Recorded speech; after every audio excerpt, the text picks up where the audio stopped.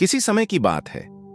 एक दूर दराज के राज्य में शहजादी बानो का नाम बहुत प्रसिद्ध था। वह अपनी सुंदरता और शक्ति के लिए जानी जाती थी। उसकी सवारी के दौरान लोग अपने घरों में बंद हो जाते थे, दुकानदार अपनी दुकानों के पर्दे गिरा देते थे और लोग रास्ते से हटकर खड़े हो जाते थे। वह हमेशा अपनी सुंदरता और ताकत पर गर्व करती थी, परंतु एक दिन वह एक घटना का शिकार हुई जो उसकी पूरी जिंदगी को बदल कर रख दी। शहजादी बानो का दिल कभी किसी के प्रति दया से भरा नहीं था। उसका मानना था कि अपनी सुंदरता और शक्ति के दम पर वह किसी को भी नियंत्रित कर सकती है। एक दिन उसकी सवारी बाजार से गुजर रही थी और अचानक एक बूढ़ा मछुआरा अपने रास्ते से गुजरता हुआ दिखाई दिया। मछुआरे ने रोते हुए दया की भीख मांगी, लेकिन शहजादी का दिल नहीं पसीजा। वह अपनी शक्ति और सुंदरता पर अडिग थी। उसकी कठोरता ने एक युवक को उकसाया जो एक जादूगर का पुत्र था।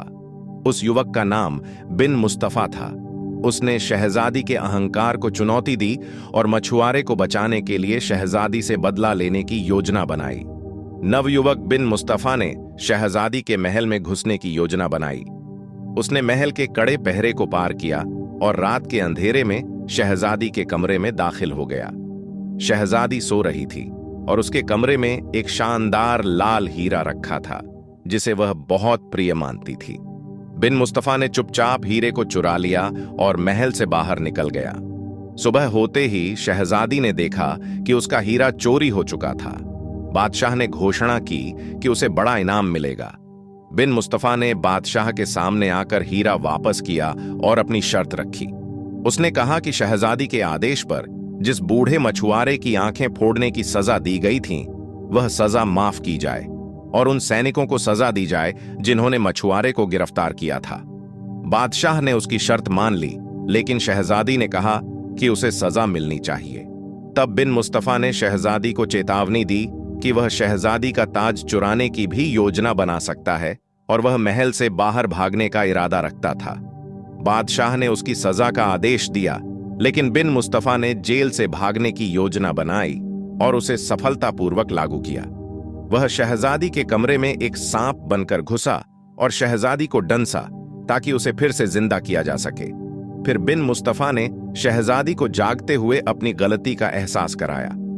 शहजादी को महसूस हुआ कि उसका अहंकार उसे कहां ले आया था।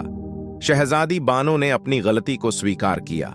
वह समझ गई कि सुंदरता और शक्ति, अहंकार ने उसे हर उस चीज से दूर कर दिया था जो वास्तव में महत्वपूर्ण थी। उसकी आत्मग्लानि ने उसे एक नई दिशा में सोचना सिखाया। शहजादी ने बिन मुस्तफा से माफी मांगी और कहा, मैंने बहुत गलत किया, अब मैं इस अहंकार को छोड़ना चाहती हूं। बिन मुस्तफा ने कहा, तुम्हारी सजा यह है कि अब तुम अपनी गलतियों को स्वीकार कर अपने दिल में दया और विनम्रता को जगह दो।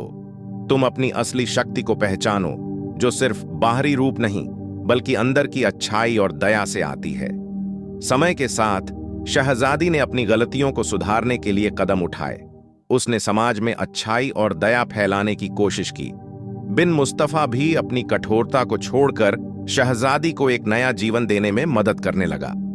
बादशाह और मल्लिका ने भी शहजादी के परिवर्तन को देखा और वह खुशी से संतुष्ट हुए। अब शहजादी और बिन मुस्तफा दोनों मिलकर एक बेहतर और सौम्य समाज की रचना करने का प्रयास करने लगे। इस कहानी ने यह सिखाया कि सच्ची शक्ति सिर्फ बाहरी रूप में नहीं बल्कि आत्म साक्षात्कार, विनम्रता और दया में है। जब हम अपनी गलतियों को स्वीकार करते हैं और दूसरों के दृष्टिकोण को समझते हैं, तभी हम सचमुच महान बन सकते हैं।